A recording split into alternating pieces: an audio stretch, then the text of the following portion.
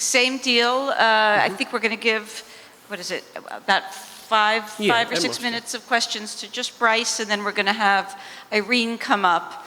And although I pressed Joe Wilson into service, I think I'll just do this. I can just do this. So are there questions for Brice? I'll come around with the mic and I'll try to hit people. I'll start where I left off before because I was standing in front of John Dennis over here. And I'm going to try to hit the people in the room who did, who I saw hands up before and get you first. Thanks, Carol. Hi, it's John Dennis. Hi, Brice. Thanks for the great presentation. I believe you mentioned that for each megawatt of photovoltaic solar, 25 to 50 jobs would be created. Mm-hmm. And I'm just thinking, I couldn't quite get that to match with my perception of the 2 megawatt array going in on Snyder Road north of the airport. So I counted 34 vehicles parked there. They're going to go live in July, so they're busy. They've got 60% of their panels. They're, 16 panels per table, and the table, anyway, it's an exciting project. But once they go live, they're going to be remotely monitoring each of those panels from somewhere else. And the panels themselves are made in China. They're Jinlo panels. Mm-hmm. These 25 to 50 jobs per megawatt, are many of them not local? And what percentage will be local? Those jobs are in New York State as a whole. And so that's true of most of the kind of the multiplier type jobs that you look at. Because those dollars are spent regionally, that you're looking at the people who made and sold the racking components associated with it. Within the data, they break them down by the number of installation jobs, the number of sort of the service associated, the ones who sold the electrical components, that they ship the electrical components out. Those are jobs within New York State regionally. Manufacturing is right now the smallest, thinnest wedge of that. The manufacturing is not the solar panels themselves, but some of the ancillary components. I think they even count the people who mix the concrete as part of their manufacturing section. But those jobs are all within New York State, and that's one of the reasons why it's only 25 to 50 per megawatt. Because those people are here now and then they're off somewhere else at another facility. So over the course of the entire year, a megawatt will support about 25 to 50 jobs across the state. And I'm happy to share the numbers with you as they break down into the different kind of components there. Thanks. Okay, fine. Couple of things that I wanted to mention. The first is your figures on the property tax and how a 3.75 growth rate could replace or absorb.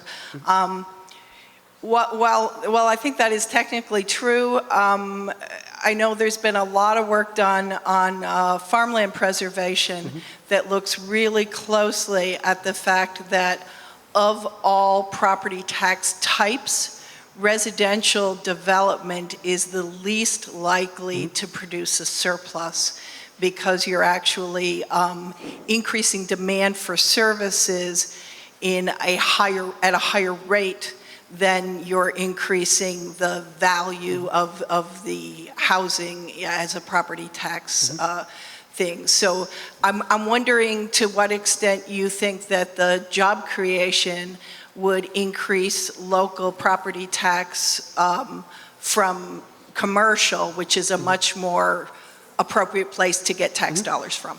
No, it's certainly a very important point. The only reason I focused on residential was because that was the only tranche that the TCAD report looked at.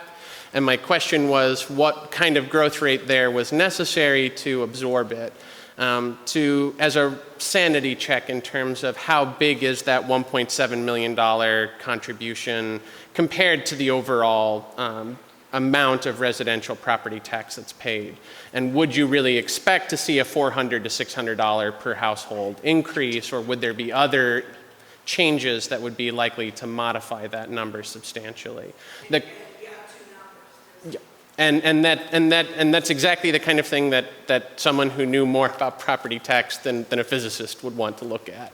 Yeah, Right, great. but that Yeah, number was to give me a sense of scale, because that's, as a scientist, that's my first question. Is this a big number or a small number? Is this a manageable number, or is this really a crisis? Yeah, perhaps we can revive the assessment committee looking at those numbers for this issue. I also had somebody calling me. I have information on that one. Oh, okay.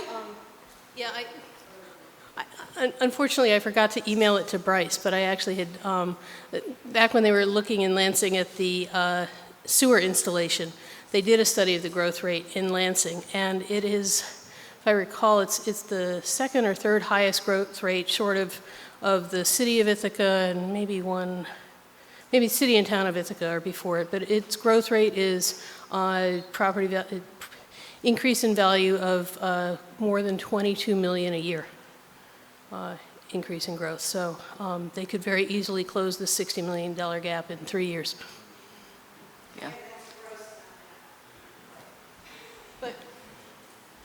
But it's property values that are what the taxes are based on. So I understand that, but you have a higher Let's- cost that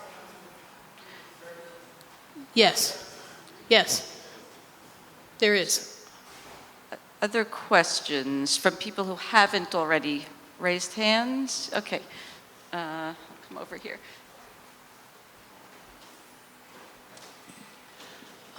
In the, like this? Okay.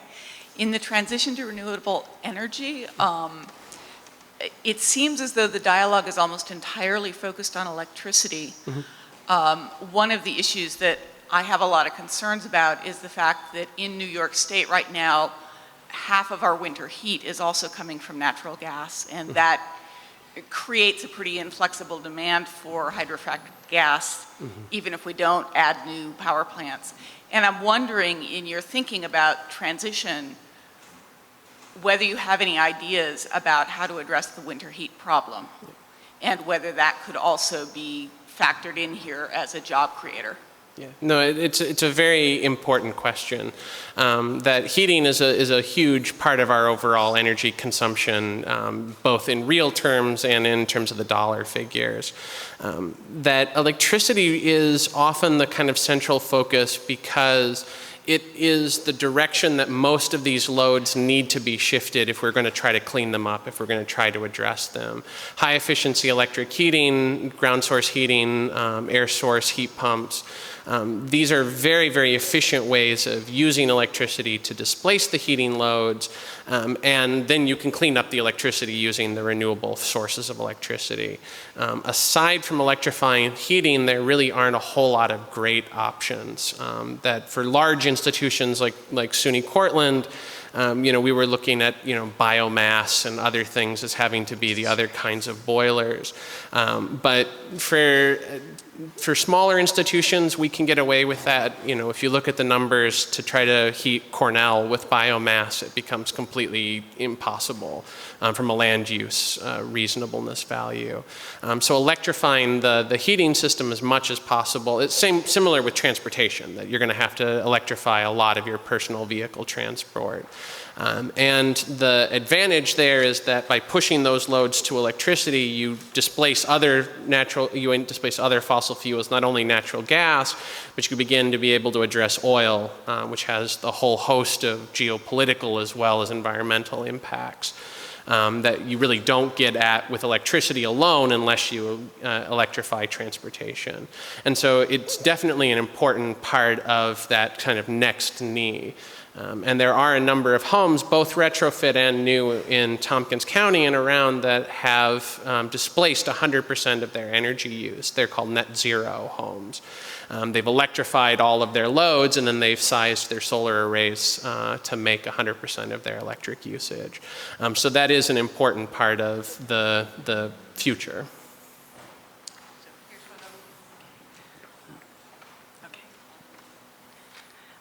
So in terms of the depletion rates of natural gas wells. Has that gone into any of the cost analysis for the repowering plant? I missed the first part of what you said there in terms of. The depletion rates of natural gas drilling, which they expect to peak in about 10 years and then have a sharp drop off. And what, how is that figured into the cost analysis? In terms of how the Cayuga Operating Plant is looking at it, we don't know what their proprietary models are showing. That has not really entered the kind of standard national models. If you look at the Energy Information Administration, they're predicting low, flat natural gas prices for the next 40 years. I think in the next couple of years, particularly with this cold winter, they're not going to be able to kind of ignore some of these questions because the wells certainly appear to show a depletion rate that's higher than many people were thinking at the beginning. And that's why we talk about volatility, that it's part of the risk that Irene spoke of, that natural gas prices, if they spike up, you have an old plant that's burning gas inefficiently, it's really a very vulnerable type of facility to these kind of price shocks.